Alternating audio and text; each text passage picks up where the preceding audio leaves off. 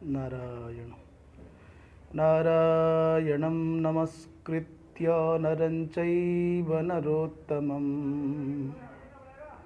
देवीं सरस्वतीं व्यासं ततो जयमुदीरयेत्। कृष्णाय वासुदेवाय हरये परमात्मने प्रणतः क्लेशनाशाय गोविन्दाय नमो नमः। वागीशाद्याः सुमनसः सर्वार्थानामुपक्रमे यन्नत्वा कृतकृत्याः स्युस्तन्नमामि गजाननम्।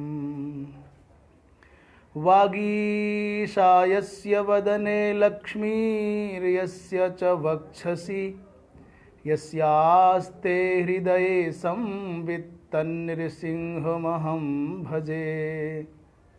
शङ्करं शङ्कराचार्यं केशवं वादरायणं सूत्रभाष्यकृतौ वन्दे भगवन्तौ पुनः पुनः। ईश्वरो गुरुरात्मेति मूर्तिभेदविभागिने व्योमवद्व्याप्तदेहाय दक्षिणामूर्तये नमः। नारायण नारायण। आज अत्यंत हर्ष का विषय है संस्कृति विकास संस्थान नामक इस संस्थान के द्वारा वर्तमान कालिक परिस्थितियों में विभिन्न प्रकार के भयों से आक्रांत भारतीय जनमानस को उत्प्रेरणा देने के लिए ये जो प्रवचन प्रक्रिया का प्रारंभ किया है, ये जो व्याख्यान माला का श्री गणेश किया है, ये स्तुत्य है और बड़ी प्रसन्नता, बड़े गौरव की बात है कि इस व्याख्यान माला में सबसे पहले बरखेड़ी जी, उनके अनंतर बड़े प्रसिद्ध विद्या तपस्नाथ श्री लाल बहादुर शास्त्री विश्वविद्यालय के कुलपति महोदय श्री रमेश कुमार पांडे जी, और कल जैसा कि इस प्रक्रिया में, इस परंपरा में, इस श्रृंखला में आपने सुना नीलिम श्री पंडित श्री डॉक्टर नीलिम त्रिपाठी जी, और इसके आगे भी जैसा कि मैंने सुना है श्री श्रेयांश द्विवेदी जी आदि बहुत अच्छे अच्छे विद्वानों का आवाहन करके संस्थान भारतीय संस्कृति और देवभाषा संस्कृति के विकास में महनीय योगदान दे रहा है। तो इस कार्यक्रम के संरक्षक और इस संस्कृति विकास संस्थान के अध्यक्ष श्री विनोद जिंदल जी और इस संस्थान के महामंत्री और इस व्याख्यान प्रक्रिया के संयोजक श्री प्रदीप बंसल जी, इस व्याख्यान के सह संयोजक के रूप में डॉक्टर वीरेश कुमार शर्मा जी और डॉक्टर सुनील कुमार शर्मा जी, श्री राधेश्याम गर्ग जी आदि का बहुत महनीय अतुलनीय योगदान है। विषय भी बहुत उत्तम विचार करके रखा है, जो आज की आवश्यकता भी है। तनाव मुक्त जीवन में धर्मशास्त्रों का योगदान, ऐसा विषय रखा। उस विषय पर मैं अपनी बात रखने से पूर्व जो मेरे हृदय को बहुत आकर्षित कर रही है, जो आह्लादित कर रही है, जो हृदय को प्रमोदित कर रही है, वो बात है इस संस्थान ने जो अपना प्रतीक चिन्ह जो लोगो चुना है वो अपने आप में बहुत अनूठा है। किसी भी व्यक्ति के व्यक्तित्व को जानने के लिए उसके प्रतीकों को देखा जाता है। जैसे उदाहरण के लिए भगवान विष्णु का एक नाम है गरुड़ ध्वज। जिनके ध्वज पर गरुड़ का चिन्ह है और साथ में एक विशेषता है, ध्वज पर गरुड़ का चिन्ह है तो वो गरुड़ पर आसीन भी हैं, उनकी सवारी भी गरुड़ाकार की है। जैसे भगवान शिव को वृषभध्वज कहा जाता है, उनके ध्वज पर वृषभ का चिन्ह है तो वृषभ की सवारी भी है। जैसे भगवान ब्रह्मा जी को हंसध्वज कहा जाता है, उनकी सवारी भी हंस है। मन एक संकेत है, जो आपका प्रतीक है, जो आपका परिचायक है, वो आपके आचरण में भी हो, वो आपके व्यवहार में भी हो। एक और उदाहरण दें, किसी अनजान व्यक्ति को जानने के लिए आप क्या चुनेंगे, कैसे जानेंगे? श्री हनुमान जी महाराज अनजानी लंका में गए हैं, कोई वहां उनका परिचित नहीं है। श्री रामचरितमानसकार बाबा तुलसीदास जी महाराज कहते हैं कि हनुमान जी महाराज ने लंका में प्रवेश करते ही क्या देखा? बोले रामायुध अंकित गृह और शोभा बरनि न जाए, नव तुलसी का वृंदतः देखि हरस कपिराय। क्या देखा?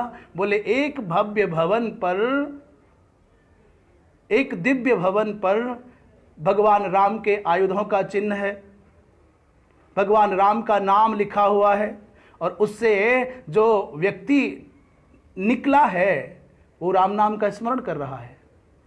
आपके प्रतीक से आपके चित्त का परिचय प्राप्त होता है, आपके शब्दों से आपकी चेतना का परिचय प्राप्त होता है। तो मानो मैं संस्कृत संस्कृति विकास संस्थान इस नाम को देखूं तो संस्कृत और संस्कृति, संस्कृत के बिना संस्कृति का आधार नहीं है और संस्कृति के बिना संस्कृत का जीवन अपूर्ण है। संस्कृति विहीन, संस्कार विहीन, सदाचार विहीन, सभ्यता विहीन व्यक्ति संस्कृतज्ञ भी हो तो क्या? इसलिए दोनों जो भारतवर्ष के प्राण हैं, जो भारतीय संस्कृति के मूलभूत सिद्धांतों की रक्षा करने वाली भाषा है, देव भाषा, वो संस्कृत, और इस संस्कृत भाषा को अनुप्राणित करने वाली संस्कृति, इन दोनों के विकास में जो संस्थान योगदान दे रहा है, तो नाम बहुत अच्छा है। इसलिए ये नाम के चयन करने के लिए बहुत बहुत साधुवाद। मैं आगे बढ़ूं, इस प्रतीक चिन्ह में लोगों में भाई चुना आपने है, पर आनंद मुझको आ रहा है। इसमें लिखा क्या है? बोले तद्धि तपस तद्धि तपः। इस लोगों में संस्कृत का एक बहुत सुंदर वाक्य तद्धि तपस तद्धि तपः, और ये जो वचन उद्धृत किया है किसी जगे हुए व्यक्ति के द्वारा चुना गया है, और मुझे लगता है कि लोगो जिन्होंने बनाया है वो जागृत लोग हैं। इस संस्थान में सब जगे हुए लोगों का संगठन है। ये तैत्तिरीय उपनिषद के शिक्षा अध्याय के 9वें अनुवाक में और छठा लगभग वो मंत्रों का समूह है जहां इसका वर्णन आता है। बहुत अच्छा लगा। तत ही तपः, बोले तत ही तपः का तात्पर्य वही तप है। इसका तात्पर्य क्या है? बोले वहां पर ये समग्र प्रकरण है स्वाध्याय प्रवचने च। इस लोगों को चुनते हुए, प्रतीक चिन्ह को चुनते हुए, वहां जो तद्धि तपस तद्धि तपः ये उद्धृत किया है वाक्य, ये अपने आप में समग्र संस्थान के चरित्र का परिचायक है, इसकी भावनाओं का संकेतक है, इनकी आंतरिक चेतना का वो प्रकाशक है। जहां ये तद्धि तपस तद्धि तपः लिखा है वहां पर स्वाध्याय प्रवचने च, इस क्रम से ऋतंच स्वाध्याय प्रवचने च, सत्यंच स्वाध्याय प्रवचने च, तपश्च स्वाध्याय प्रवचने च, दमश्च स्वाध्याय प्रवचने च, शमश्च स्वाध्याय प्रवचने च, अतिथिश्च स्वाध्याय प्रवचने च। समग्र भारतीय संस्कृति का, समग्र भारतीय संस्कारों का, समग्र भारतीय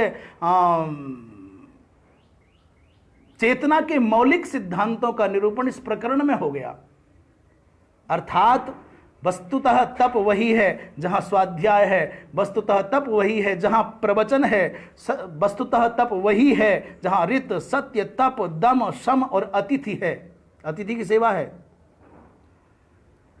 इसके अनंतर बहुत सुंदर स्वरूप है शंखद्वय।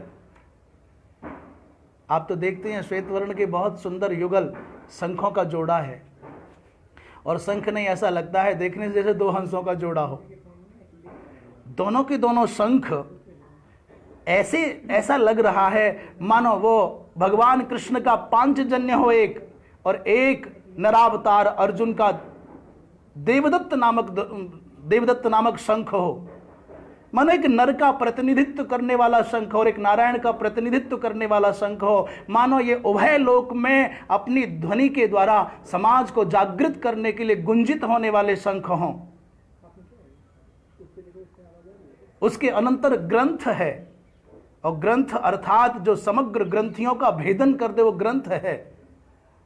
समग्र ग्रंथियों की, चिज्जड़ ग्रंथि का भेदन करने की सामर्थ्य जिसमें है उसको ग्रंथ कहते हैं। और उसके अनंतर है प्रज्वलित प्रदीप, जो प्रकाश का प्रतीक है, जो अपने आप में मार्गदर्शक का प्रतीक है। और उसके अनंतर है प्रणव, जो सदा नवीन रहे, जो समग्र विद्याओं का, वेदों का, समष्टि का, सृष्टि का मूल आधार है, वो प्रणव। और इसके अनंतर दिख रहा है समयूख, माने किरणों के सहित उदीयमान अरुणाभ सूर्य। उस प्रकाश से जगमग है ये आपका संस्कृति विकास संस्थान। और उसके चारों ओर है एक वृत्त। वृत्त माने एक घेरा। वृत्त शब्द का अर्थ है एक घेरा, एक गोल, अर्थात अपनी मर्यादाओं से जो कभी च्युत नहीं होता उसे कहते हैं वृत्त माने घेरा, एक रेखा के अंतर्गत है। और दूसरा वृत्त शब्द का अर्थ है चरित्र। मानो वृत्त आपके सच्चारित्र का प्रतीक है। बहुत अच्छा, बहुत आनंद हुआ इस लोगों को देख करके। मैं इस संस्कृति संस्थान, विकास संस्थान के सभी पदाधिकारी गण और इसका सहयोग करने वाले, इसके साथ प्रेम का संबंध रखने वाले सभी सुजन बंधुओं का, आप सभी पदाधिकारियों का बहुत बहुत कोटि कोटि धन्यवाद अर्पित करते हुए, और वर्तमान काल में इस आमुख पटल के माध्यम से जिन तक ये आवाज़ पहुंच रही है, जिन तक ये संदेश पहुंच रहा है, उन सब श्रोताओं को भी मैं उनका भी अभिनंदन करते हुए विषय पर विचार करते हैं, तनाव मुक्त जीवन में धर्मशास्त्रों का योगदान। तो स्वाभाविक रूप से विचार उठता है, प्रश्न उठता है कि तनाव मुक्ति की बात तो तब आवे जीवन में, धर्मशास्त्रों के योगदान की बात तो तब आवे जब ये समझ में आ जाए कि तनाव क्या है। ये तनाव क्या है? हम विचार कर रहे थे कि तनाव का अर्थ क्या होगा, तनाव स्थिति किसे कहते हैं। संभवतः अंग्रेजी वाले लोगों ने इसी तनाव को टेंशन के द्वारा या स्ट्रेस के द्वारा, स्ट्रेस शब्द के द्वारा और टेंशन के द्वारा उसकी अभिव्यक्ति की है। अर्थात सुगमता से समझने के लिए तनाव को कहें तो टेंशन या स्ट्रेस। हमारी समझ में आता है कि तनाव का मूल कारण है समागत या संभावित, या तो आ चुकी समस्या प्रतिकूलता या आने वाली है प्रतिकूलता। इन दोनों परिस्थितियों में समागत और संभावित प्रतिकूलता के कारण जो हम चाहते हैं वो नहीं हुआ, हमारी इच्छा के विरुद्ध होना, उसे कहते हैं प्रतिकूलता। तो समागत प्रतिकूलता हो या संभावित प्रतिकूलता हो, उसके कारण चित्त की जो उद्विग्नता है, उसके कारण जो चित्त की उद्विग्नता है, उसी को तनाव कहते हैं। या इससे अच्छी कोई परिभाषा तनाव की होती होगी तो हम सुधी जनों का आवाहन करेंगे वो अच्छी परिभाषा दें। हम जो चाहते हैं वो नहीं हो रहा, वो नहीं हुआ, और शायद जो हमने चाहा है वो होने की संभावना नहीं है।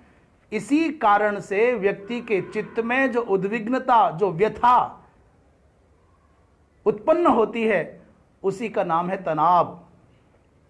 फिर उसको सहने की अक्षमता के कारण व्यक्ति हो जाता है अधीर, अनिर्णय की अवस्था में जीता है, निर्णय नहीं कर पाता तो हो जाता है अधीर।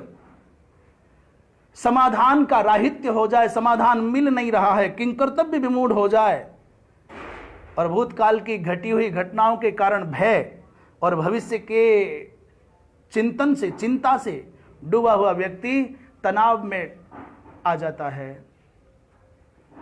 तो मूल बात हुई कि तनाव क्या है। हम समझते हैं भय और लोभ के कारण व्यक्ति के चित्त में तनाव आता है,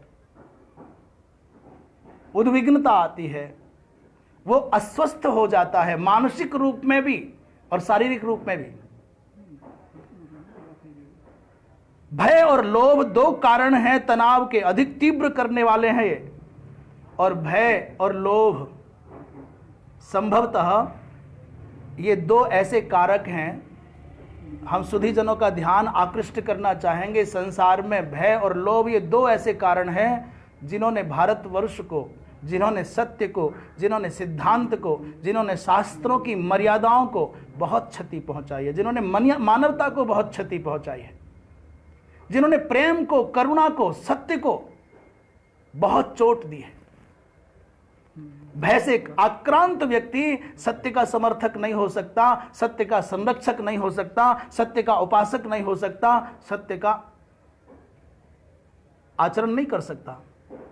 ऐसी लोभ से आक्रांत, लोभाभिभूत, लोभ से आक्रांत व्यक्ति भी तुच्छ चंद चांदी के टुकड़ों में, चंद चांदी की सिक्कों की चमक में सिद्धांत को बेच दे। जैसा कि आपने इतिहास के माध्यम से जाना है, इस देश में जयचंदों की कमी नहीं रही। वो पहले भी थे, आज भी हैं, और शायद जब तक धरती रहेगी तब तक लोभ के न जाने कितने लोग भय के कारण धर्म बदलने, जाति बदलने, लोभ के कारण जाति बदलने, धर्म बदलने। और इस भारतीय संस्कृति के इतिहास में, भारतवर्ष के इतिहास में दो बातें देखने में बहुत आई है। भारत जब टूटा है, भारत जब विखंडित हुआ है, भारत जब पराजित हुआ है, भारत जब तिरस्कृत हुआ है, भारतीय जनता जब पीड़ा को प्राप्त हुई है, उसमें भी ये दो कारण हैं, भय और लोभ। इस पूरी दुनिया में एक वो लोग बहुत संख्या में हैं, बड़ी मात्रा में हैं पूरी दुनिया में, और बड़ा उनको अभिमान है कि हम सबसे अधिक हैं। एक वो लोग हैं जिन्होंने तलवार के बल पर भय उत्पन्न करके लोगों को अपना धर्म, अपनी जाति, अपना नाम, अपने संस्कार बदलने पर मजबूर कर दिया। वो लोग तलवार के भय से आक्रांत होकर के अपनी गर्दन कटाने से डर गए, तो दूसरे अंगों को कटा करके न जाने क्या क्या बन गए।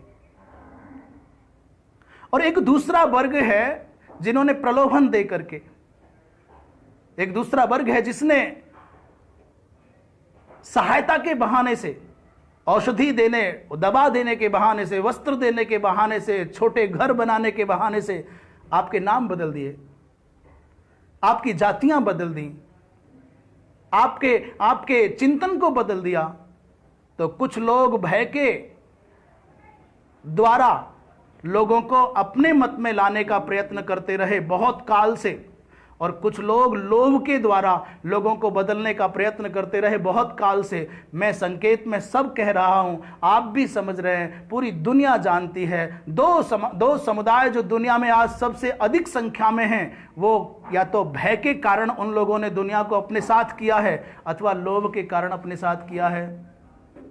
और यदि संसार में ये मनुष्य, ये हिंदू, ये मानवता का उपासक यदि निर्भय हो जाए, निर्लोभ हो जाए, तो धरती की कोई ताकत इसको अपने अनुरूप नहीं कर सकती। आज समाज में भय रहित और लोभ रहित लोगों का अभाव होने लग गया है, और यही भारत के क्षरण का, यही भारत के अपमानित होने का, तिरस्कृत होने का कारण है। इस भय का निदान क्या है, इस लोभ का निदान क्या है, इस तनाव का निदान क्या है? क्योंकि भय, लोभ या तनाव, भय और लोभ के कारण ही तो व्यक्ति के चित्त में तनाव की उत्पत्ति होती है। उस तनाव का निदान कहां मिलेगा? बोले धर्मशास्त्रों के पास मिलेगा। ये धर्मशास्त्र ही हैं जिनके योगदान को संसार कभी विसार नहीं सकता है। इनकी ऐसी अक्षुण्ण महिमा है कि तनाव के निदान के लिए धर्मशास्त्रों की शरण में जाओगे तो धर्मशास्त्र बताते हैं, भगवान कृष्ण ने भगवद गीता में कहा कि यदि संसार में कोई भी व्यक्ति कुछ भी करना चाहता है तो उसके मन में 3 बातें होती हैं, आप करें या मैं करूं, या कोई और व्यक्ति कुछ भी करना चाहेगा तो उसके चित्त में 3 बातें होंगी। क्या? मुझको सुख मिलना चाहिए, मुझको सिद्धि मिलनी चाहिए, मुझको सफलता मिलनी चाहिए, और मेरी अंत में सद्गति हो। संसार के प्रत्येक प्राणी के कार्य करने का उद्देश्य क्या है? वो सुख चाहता है या सफलता चाहता है या सद्गति चाहता है। और भगवान कृष्ण कहते हैं कि यदि तुमको सुख चाहिए, आपको सद्गति चाहिए, आपको सफलता चाहिए, तो भगवद गीता के माध्यम से भगवान कृष्ण का अमोघ संदेश है, असंदिग्ध संदेश है, निर्भ्रांत सत्य है। जीवन को पावन बनाना है, जीवन को आनंदपूर्ण बनाना है, और इस संसार में रहते रहते सुख और सद्गति, सुख और सफलता प्राप्त करनी है। और संसार के बाद, इस जीवन के बाद जो जीवन प्रारंभ होगा दूसरे लोक का, उसमें यदि आपको सद्गति प्राप्त करनी है तो एक ही काम करना पड़ेगा, आओ शास्त्रों की शरण में, आओ धर्मशास्त्र की शरण में। शास्त्र का अर्थ है शिष्यते अनेन इति शास्त्रम, सार्वधातुभ्यो स्ट्रन, इस सूत्र के द्वारा स्ट्रन प्रत्यय करके शास्त्र शब्द की निष्पत्ति होती है। तो जो शासित करे, जो कुमार्ग पर जाने वाले लोगों के लिए सन्मार्ग का उपदेश करे, उसका नाम है शास्त्र। तो धर्मशास्त्रों की शरण में जाओगे तो भगवान कृष्ण कहते हैं, यह शास्त्र विधि मुत्सृज्य वर्तते काम कारतः न स सिद्धिमवाप्नोति न सुखम न पराम गतिम। भगवान कृष्ण कहते हैं कि यदि आप सुख, शांति, सफलता और सद्गति चाहते हैं तो शास्त्र की विधि का पालन करना चाहिए। जो शास्त्र की विधि का उल्लंघन करता है, न स सिद्धिमवाप्नोति, उसको सिद्धि प्राप्त नहीं होती, सफलता प्राप्त नहीं होती, और कदाचित गुणाक्षरन न्याय से मिल भी जाए तो याद रखना, अनैतिक ढंग से प्राप्त की गई जो सफलता है वो सुख नहीं दे सकती। और विचार पूर्वक श्रवण करने की बात है, कोई मनोरंजन की बात नहीं है, ये किसी और की भाषा नहीं है, किसी और की भावना नहीं है। भगवान कहते हैं न स सिद्धिमवाप्नोति, उसको सिद्धि प्राप्त नहीं होगी। किसी ने कहा कि भाई ऐसा तो बहुत बार देखा जाता है, जो धर्म विरुद्ध आचरण करते हैं, जो शास्त्र विरुद्ध जिनका रहना सहना खाना पीना है, और प्राय यही देखने में आ रहा है आज के समय में दुनिया में, यही दिख रहा है, जो धर्म सम्मत आचरण करता है वो पिछड़ा माना जाता है, वो बेचारा एक तरफ कोने में रह जाता है, उपेक्षित हो जाता है। और जो मनमानी आचरण करने वाले हैं, जो स्वेच्छाचारी हो गए हैं, वो उन्नति की दृष्टि से बहुत आगे खड़े दिखाई देते हैं। भगवान कृष्ण कहते हैं कि सिद्धि नहीं मिलती, सफलता नहीं मिलती, तो कदाचित कोई कहे कि अधार्मिक व्यक्ति को जन्मांतरीय संस्कार के कारण सफलता मिल गई, तो कदाचित पूर्व जन्म के पुण्य के प्रभाव से अनैतिक आचरण करने वाले को भी यहां किसी कार्य में सफलता मिल गई। तो याद रखना, अनैतिक आचरण करने वाले व्यक्ति के चित्त में कभी शांति नहीं होगी, कभी सुख नहीं मिलेगा। और ये दावा है, जो अनैतिक आचरण करता है वो कभी सुखी नहीं हो सकता, कभी शांत नहीं हो सकता। और कदाचित तुम्हारी दृष्टि में, क्योंकि हर गरीब को लगता है बड़े भवन में रहने वाले लोग बड़े सुखी हैं, ये बड़े ऊंचे पदों पर जीने वाले लोग बहुत आनंद में हैं। जो बेचारे जिनकी आय कम है, जिनके घर छोटे हैं, तो वो लोग सोचते हैं जो बड़े घरों में हैं, बड़े पदों पर हैं, बड़े पैसे वाले हैं, वो बहुत सुखी हैं। पर भैया ऐसा नहीं है। आप तो पेड़ की छांव में गांव में बैठ जाओगे तो आपकी दोपहरी ठाठ से कट जाएगी। पर ये जो बड़े पैसे वाले और बड़े बड़े घरों में और बड़े बड़े हैवी एसी में रहने वाले हैं, इनके चित्त की जलन को वो ठंडा एसी भी दूर नहीं कर सकता। उसके नंबर तुम कम कर दो, 16 पर चला लो, पर अंदर की जो दाहकता है, बेचैनी है, चिंता है, वो जो अग्नि जला रही है ईर्ष्या की, उसको ये एसी की ठंडक दूर नहीं कर सकती। इसलिए यदि किसी को कदाचित गुणाक्षरण न्याय से कार्य में सफलता मिल भी जाए, सिद्धि मिल भी जाए, और आपको भ्रमवश ये लगने भी लग जाए कि सुखी भी है, ये शांत भी है, ये आनंद में भी है, तो भगवान की वाणी कभी भी स्वप्न में भी मिथ्या नहीं हो सकती। धर्म मर्यादा का उल्लंघन करने वाले, शास्त्र विधि का उल्लंघन करने वाले लोग सदगति नहीं पा सकते, सदगति तो होगी ही नहीं।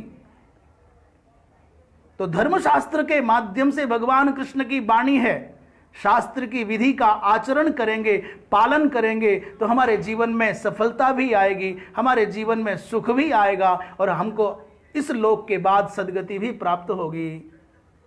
आप कहेंगे भाई कैसे करें, कौन कौन बताएगा कि धर्म क्या है, अधर्म क्या है, शास्त्र का अनुशासन क्या है? तो बहुत साफ सी बात है। एक बहुत प्यारा श्लोक है नीतिकारों का, बहुत सुंदर श्लोक है। आहार निद्रा भय मैथुनंच सामान्य मेतत् पशुभिर नराणाम। आहार, निद्रा, भय और मैथुनंच, एक एक शब्द देखना। आहार भी, निद्रा भी, भय भी और मैथुन भी, ये 4 कर्म हैं। और कह रहे हैं ये चारों के चारों सामान्य मेतत्, ये चारों के चारों सामान्य हैं पशुभिर नराणाम। ये पशुओं के समान मनुष्य में भी चारों ऐसे ही हैं, जैसे पशु में वैसे मनुष्य में। फिर मनुष्य में और पशु में फर्क क्या है, भेद क्या है, अंतर क्या है, मनुष्य में विशेषता क्या है? बोले दो पाठ मिलते। धर्मो हि तेषा मदिको विशेषः धर्मेण हीनाः पशुभिः समानाः। भाई मनुष्य में और पशु में यही फर्क है कि मनुष्य में धर्म है,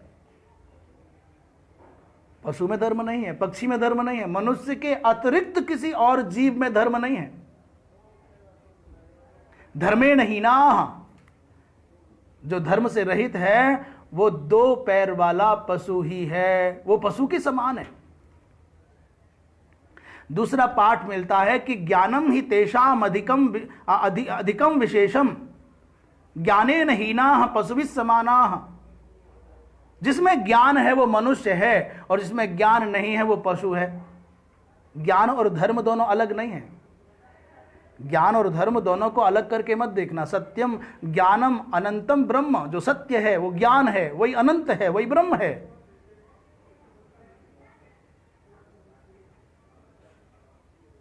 और धर्म स्वयं भगवत स्वरूप है, धर्म भी भगवान का ही रूप है। रामो विग्रहवान धर्म इत्यादि के द्वारा कहा गया है।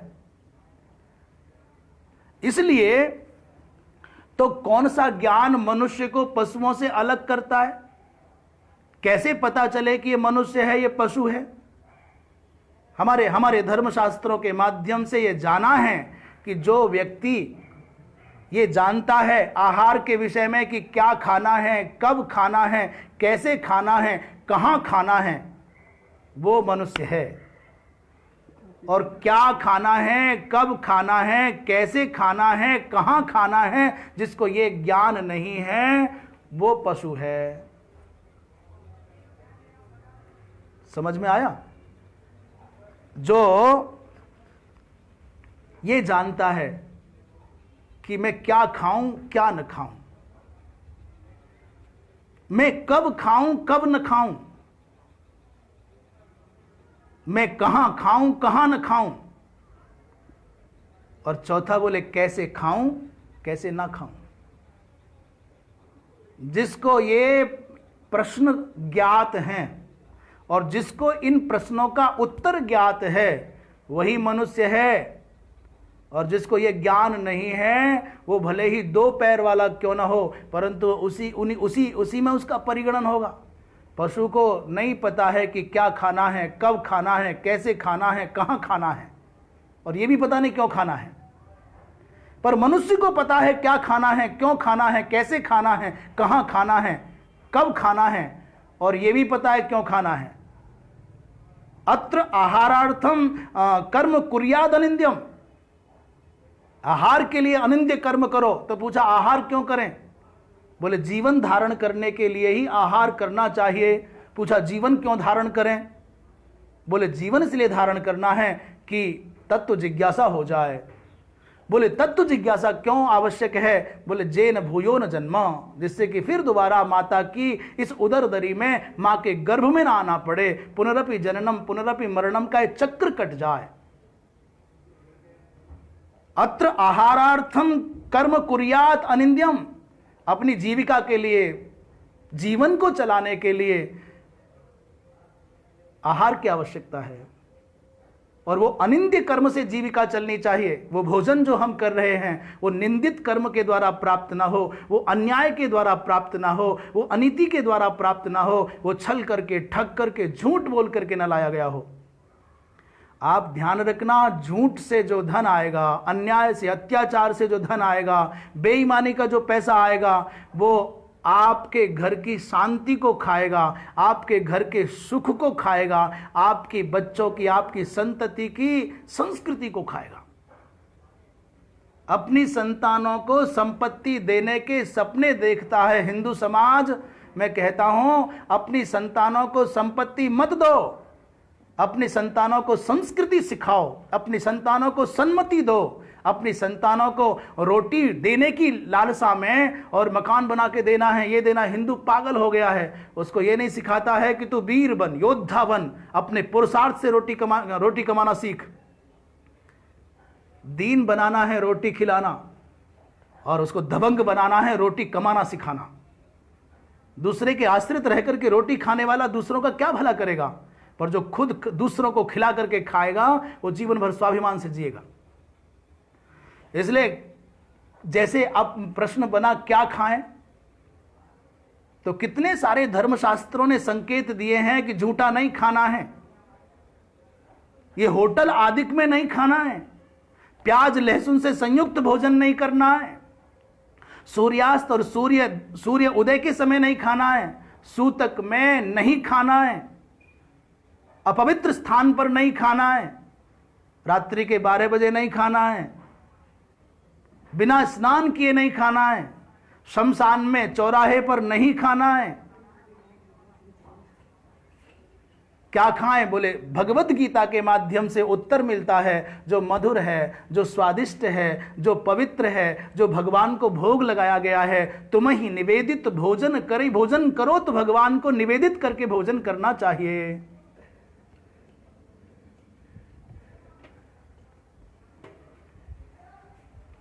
पर पशु ये जानता है क्या कि भगवान को भोग लगा करके भोजन करना है?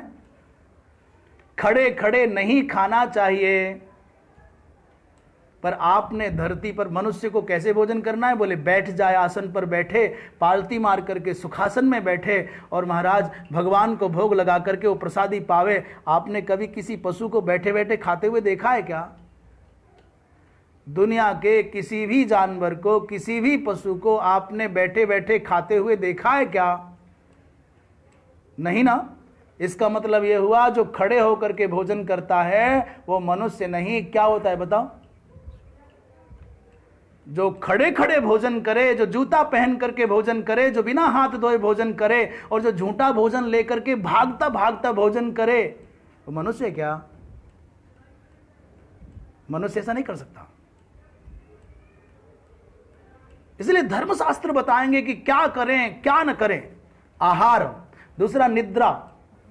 पशु को नहीं मालूम कहां सोना है, क्यों सोना है, कब सोना है, कैसे सोना है, पर मनुष्य को मालूम होना चाहिए।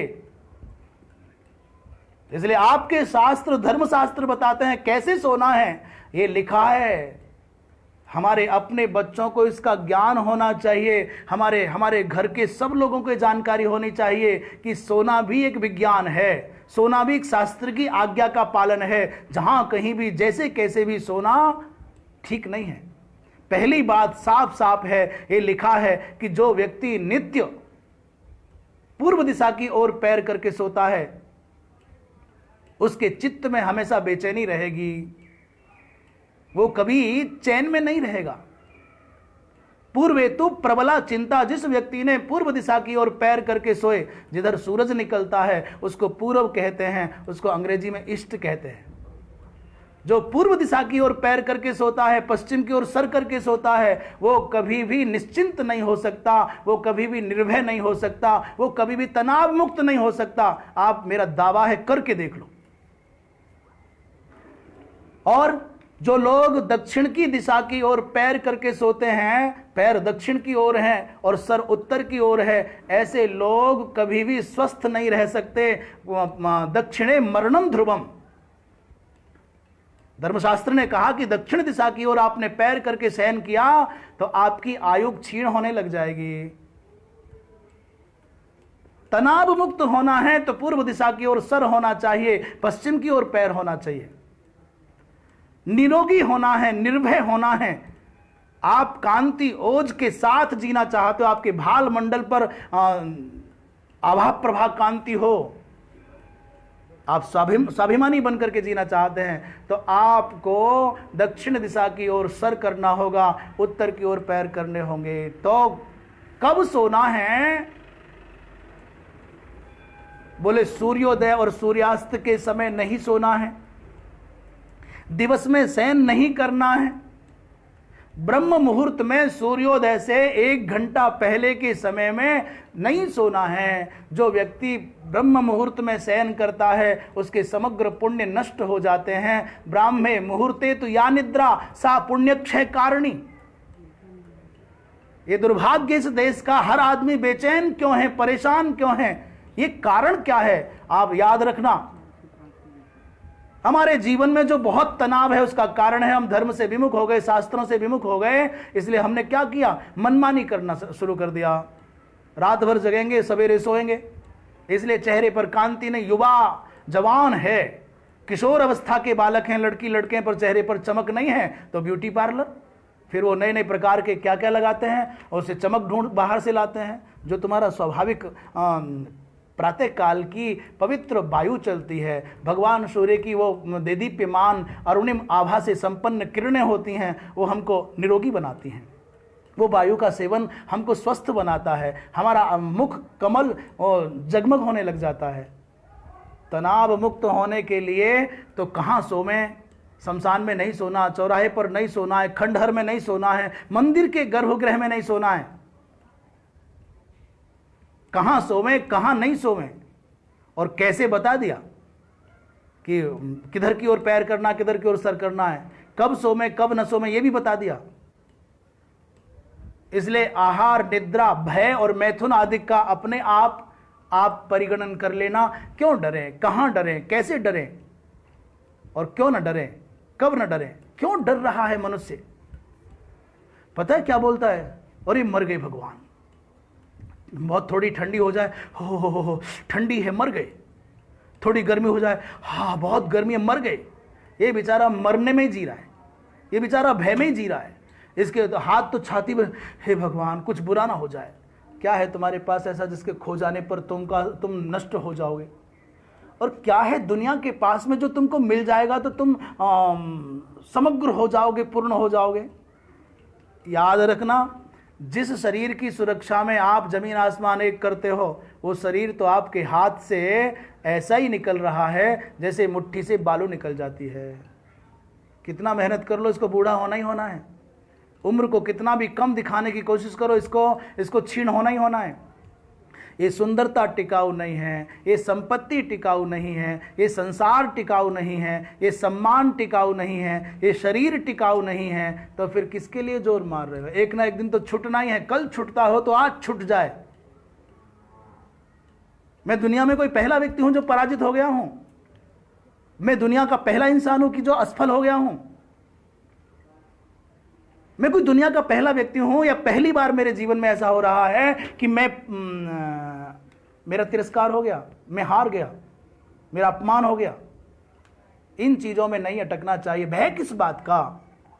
कुछ खो जाने का?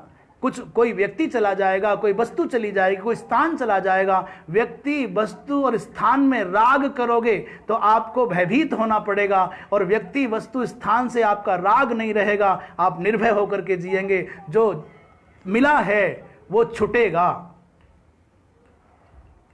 याद रखना संसार की असलियत क्या है। बोले संयोगाः अभिप्रयोगान्ता और पतनान्ताः समुच्छ्रयाः।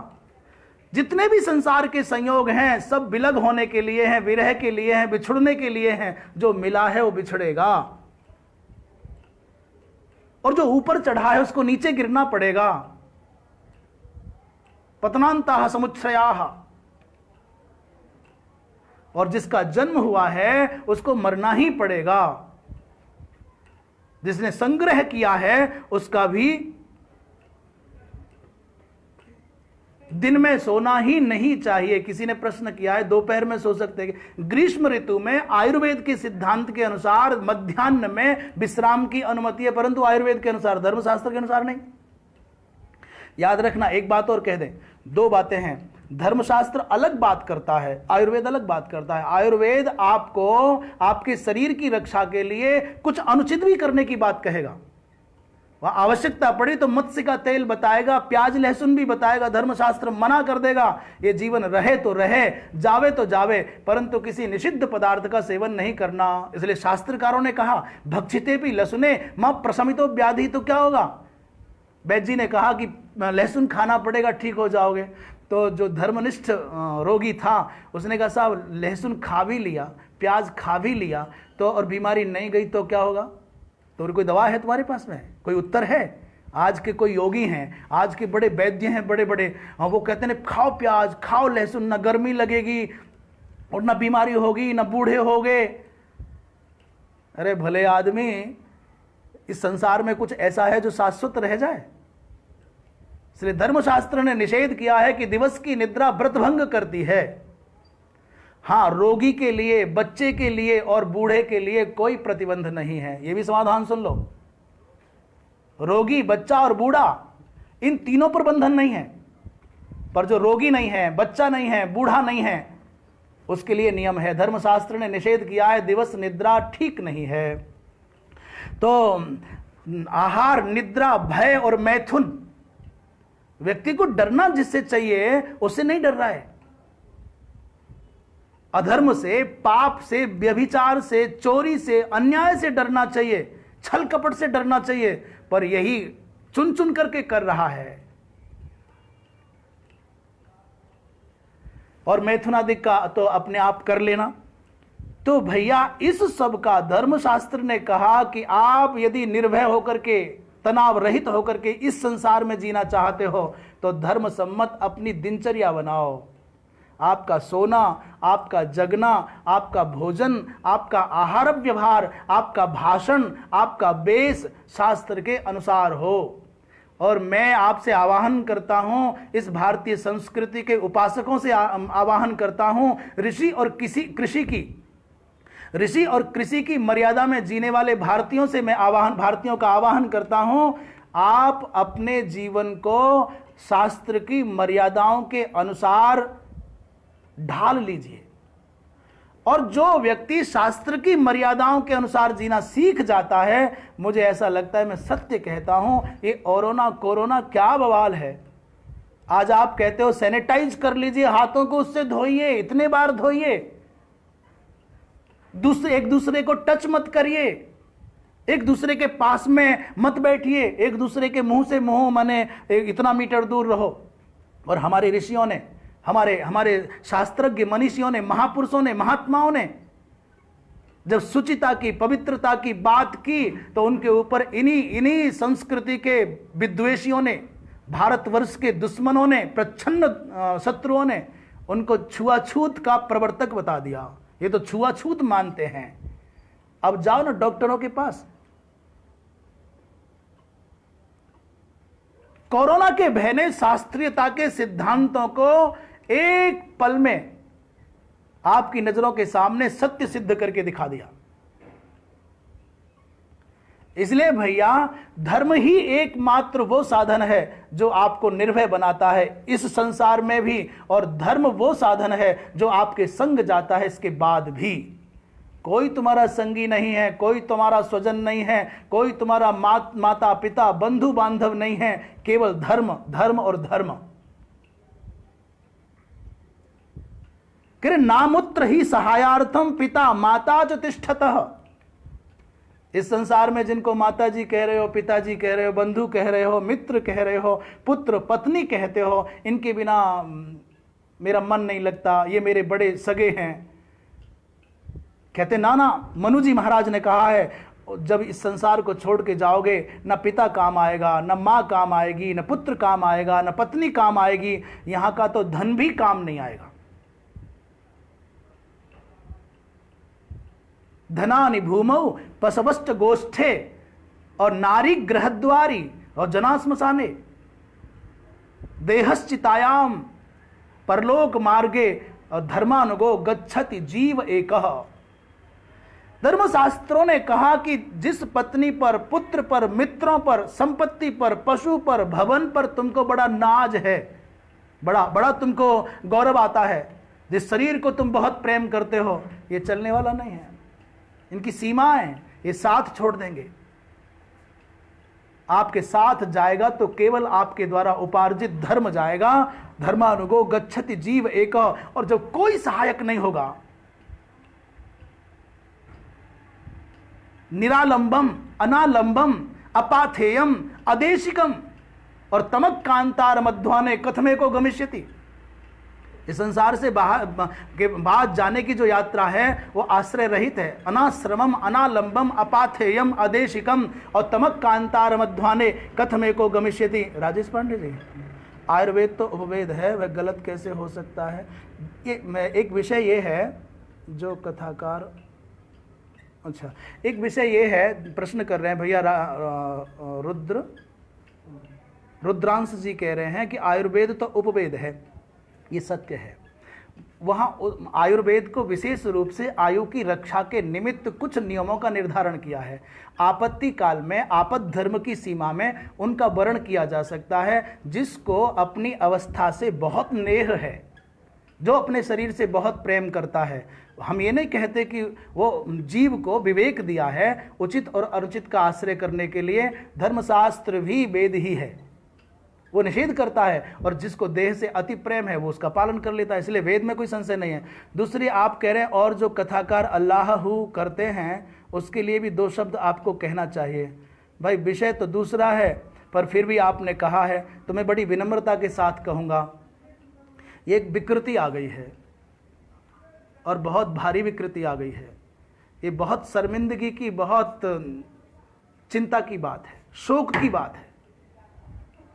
राम जिनको विग्रहवान धर्म कहा जाता है, उन भगवान राम की कथा के नाम पर, तुलसीदास के नाम पर, रामायण के नाम पर रोटी, उनके नाम पर तुम्हारा सम्मान, तुम्हारे फॉलोवर्स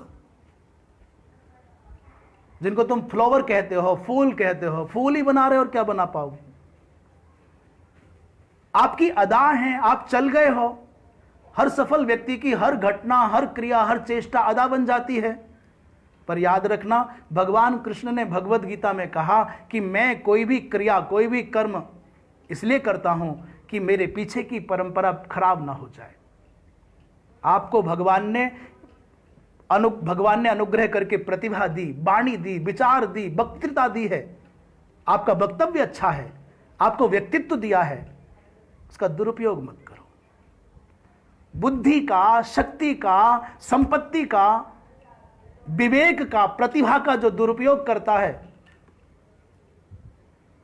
वो पाप का भागी होता है। और फिर अधर्म का समर्थन करने वाले बाबा भीष्म और द्रोण सुरक्षित न रहे, तो तुम्हारा ये बड़ा व्यक्तित्व जो दिख रहा है, ये पाप का पोषण करने से बच जाएगा क्या? केवल मेरी पीठ, मेरी व्यास गद्दी तुम्हारे पिताजी की व्यास गद्दी है क्या? मेरी व्यास गादी उसी का नकल करने लग गए जो नए के कोई विचित्र लेख है, कोई अचिन्मय नंद है, पता नहीं कौन कौन है। ये नए नए जो बीमारियां पैदा हुई हैं, ये तुम्हारे कारण हुई हैं। इसलिए बड़ी विनम्रता के साथ, क्या औचित्य है चिताओं की अग्नि से तुम विवाह कराओगे?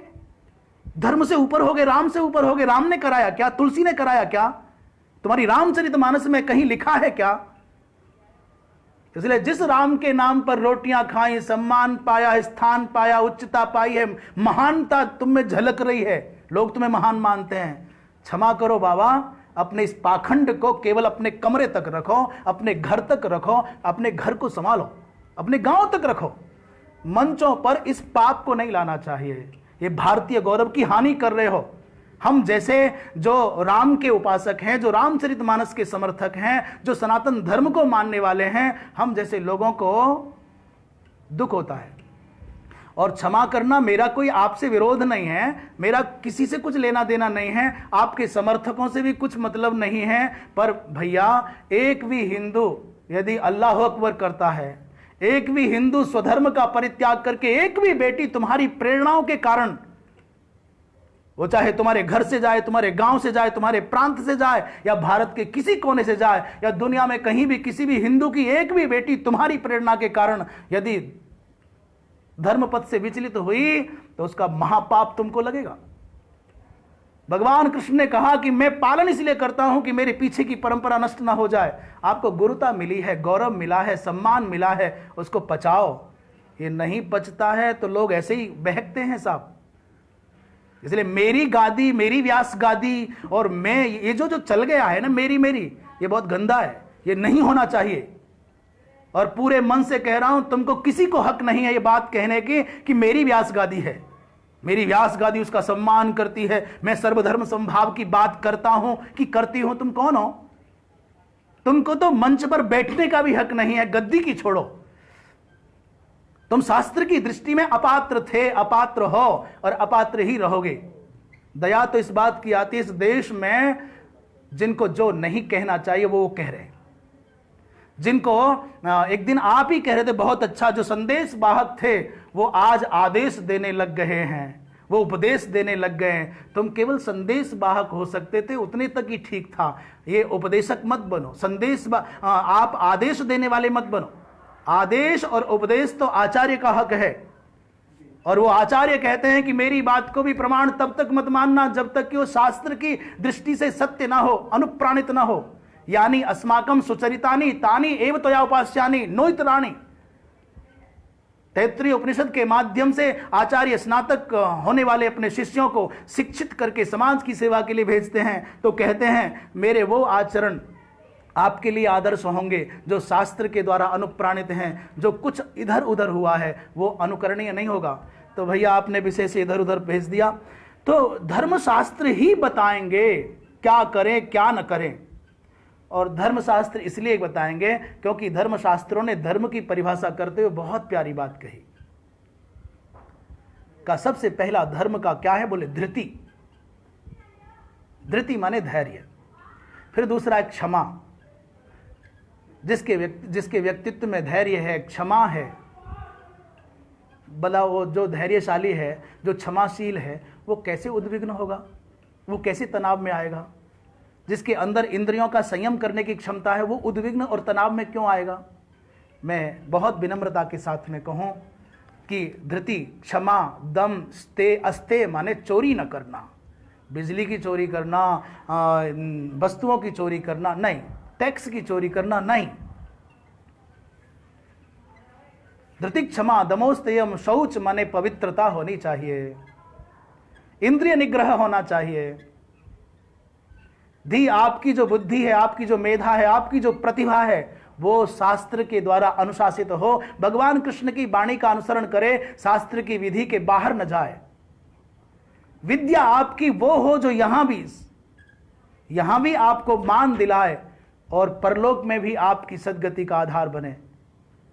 और सत्य आपके जीवन में हो और अक्रोध आपके जीवन में हो, इतने धर्म के 10 लक्षण जिसके जीवन में घटित होंगे, महाराज वो क्यों तनाव में जिएगा। एक और विशेष बात मैं बताऊं, भगवान ने कहा भाई हम कर्म फल को अपने अनुरूप चाहते हैं, इसलिए हम बेचैन होते हैं, तनाव में आते हैं। भगवान कहते हैं नहीं, केवल कर्म करने में तुम्हारा अधिकार है, कर्म के फल में तुम्हारा हक नहीं है, अधिकार नहीं है। तो ये बात अपने आप में तनाव रहित बनाने का कारण है। दूसरी बात, यदि कोई समस्या आवे तो कठोपनिषद कहते हैं उत्तिष्ठत जागृत प्राप्य वरान निबोधत, अरे उठो जागो, और जो समाज में आचरण और वाणी के द्वारा, जिनका पाणी और वाणी, जिनका आचरण और भाषण एक है, उनका अनुसरण करो, उनके पास जाओ, धर्म को जानो और वैसा आचरण करो। बड़े यजुर्वेद के 40वें अध्याय का दूसरा मंत्र है, कुर्वन् नेवेह कर्माणि जिजी विषेद क्षतज्ञ समाह। महाराज यहां कर्म करते हुए स्वाभिमान पूर्वक, शौर्य पूर्वक अपने जीवन की यात्रा को पूर्ण करें, दीन बन करके नहीं, सैकड़ों वर्षों तक जिए परंतु कर्म करते हुए। और कर्म कैसे? बोले जो शास्त्र के द्वारा अनुप्राणित हों। एक बात बहुत प्यारी है, यदि धन कमाने की बहुत लालसा है, धन के बिना जिया नहीं जाता, थोड़ा घाटा लग जाए तो रोते हैं, थोड़ा ज्यादा आ जाए तो नाचते हैं। कठोपनिषद में नचिकेता ने कहा, महाराज न वित्तेनो तर्पणीयो मनुष्य। ये बहुत प्यारा संदेश है। सारी दुनिया का सब वैभव तुमको मिल जाए, सारी दुनिया के सब अधिकार तुमको मिल जाएं, सारी दुनिया के सब सुख साधन तुमको मिल जाएं, पर आप तृप्त नहीं हो पाओगे। जैसे अग्नि में घी डालने से अग्नि और उद्दीप्त होती है, वैसे ही विषय भोग की चाहत, सुख सुविधाओं की चाहत से इसके भोग से इच्छाएं और अनंत बलवती होती चली जाती हैं। तो क्यों तनाव में रहेंगे? क्या आपको राजा नल की, पांडवों की, भगवान राम की, महाराणा प्रताप की कथा याद नहीं है? इन लोगों ने धर्म की रक्षा के लिए कितने कितने क्लेश सहे, पर कभी किसी ने कहा कि मैं आत्महत्या करूंगा, मैं धर्म परिवर्तन करूंगा। आज हिंदू समाज के सामने बड़ा प्रश्न है। लोग धमकी देते हैं हम धर्म बदल लेंगे। ये कोई कपड़े हैं बदल लोगे? हम जाति बदल लेंगे, कोई कपड़े हैं बदल लोगे? हम आत्महत्या कर लेंगे, हम तो अनशन करेंगे। कभी पांडवों ने कहा कभी कि हमारे साथ अन्याय हुआ है, अत्याचार हुआ है, छल हुआ है, हम आत्महत्या कर लेंगे, हम मर जाएंगे? ये हमारे सनातन धर्म में ये दैन्य की, पलायन की, आत्महत्या की और धर्म परिवर्तन की बात ही नहीं। ये आज के कैसी शिक्षा का प्रभाव है, आज के कैसे वातावरण का प्रभाव है कि जरा सी बात हो व्यक्ति मरने को तैयार है और व्यक्ति धर्म परिवर्तन करने को तैयार है। बहुत अधिक क्या कहूं, एक एक कथा ऐसी अद्भुत है कि तुम संकट में हो, तुम कठिनाई में पड़ गए हो तो घबराओ मत। भगवान राम की कथा पढ़ो, आपकी घबराहट चली जाएगी। माँ सीता बड़े क्लेश में है, लंका में अशोक वाटिका में होने पर भी बड़ी दुखी हैं। हनुमान जी महाराज ने भगवान राम की कथा सुनाई और क्या हुआ? बोले हनुमान जी महाराज ने रामचंद्र गुण वर्ण ही लागा और सुनत ही सीता कर दुख भागा। आपको लगता है मेरे गम की अंधेरी रात बहुत घनी है, बहुत लंबी है, इसका कोई समाधान नहीं दिख रहा है, दुख की रात्रि बहुत बड़ी होती चली जा रही है, कोई रास्ता नहीं दिख रहा है, तो कृपया राम की कथा, कृपया पांडवों के चरित्र का चिंतन करो, महाराजा नल के जीवन का चिंतन करो, अरे महाराणा का चिंतन करो। आद्य जगतगुरु भगवान शंकराचार्य ने 32 वर्ष की उम्र में सारी धरती का नक्शा बदल दिया, सारी दुनिया का चिंतन बदल दिया। महाराज सनातन धर्म की वो ध्वजा फहराई, आप उनका चिंतन करो। संतों का संग करोगे, सत्संग करोगे, सद्विचार करोगे, सदाचार पूर्वक जियोगे, आपके जीवन में कभी तनाव नहीं आएगा। ये हमारी भारतीय संस्कृति विभिन्न विभिन्न प्रहारों को सहन करके भी, परतंत्रता की बेड़ियों में जकड़ी होने पर भी आज भी जिंदी क्यों है? क्योंकि हमारी भारतीय संस्कृति धर्मशास्त्रों के द्वारा अनुप्राणित रही है। संकट को ये कह करके सहना सीखा है हमने कि इसमें मेरा जरूर पूर्व जन्म का कोई कर्म है, पूर्व जन्मों के कर्मों के कारण ही मेरे जीवन में दुख है। इसलिए किसी के ऊपर आरोप करने की आवश्यकता नहीं, खुद अपने जीवन में क्लेश पूर्वक जीने की आवश्यकता नहीं। ये जो विषय रखा गया था कि तनाव रहित, तनाव मुक्त मानव जीवन में धर्मशास्त्रों की का योगदान क्या है, इस विषय पर यथाशक्ति यथामति गुरुजनों के अनुग्रह से विचार करते हुए यही निवेदन कि आप निर्भय और निर्लोभ होकर के जीना सीखो। एक पल को रात को सोते सोते चिंतन करो कि यदि मैं सर्वथा निर्लोभ और निर्भय हो जाऊं तो भला दुनिया में कोई मुझको हरा सकता है, कोई मुझको दबा सकता है, कोई मुझको दुख दे सकता है? क्या मैं तनाव में आ सकता हूं? और यदि ये वाक्य आपके जीवन में काम आ जाए तो मैं भगवान के चरणों में कोटि कोटि प्रणाम करते हुए आपको भी धन्यवाद दूंगा, और इस संस्थान को, जो संस्कृत संस्कृति विकास संस्थान है, इसके सभी पदाधिकारियों को भी धन्यवाद दूंगा। आप सब श्रोताओं को जो जिन्होंने उपस्थित होकर के इस संस्थान के इस पावन अभियान का गौरव बढ़ाया है, उनको भी धन्यवाद दूंगा। इसी के साथ अपनी वाणी को विराम। सर्वे भवन्तु सुखिनः, सर्वे सन्तु निरामयाः, सर्वे भद्राणि पश्यन्तु, मां कश्चित् दुःख भाग् भवेत्। नारायण नारायण।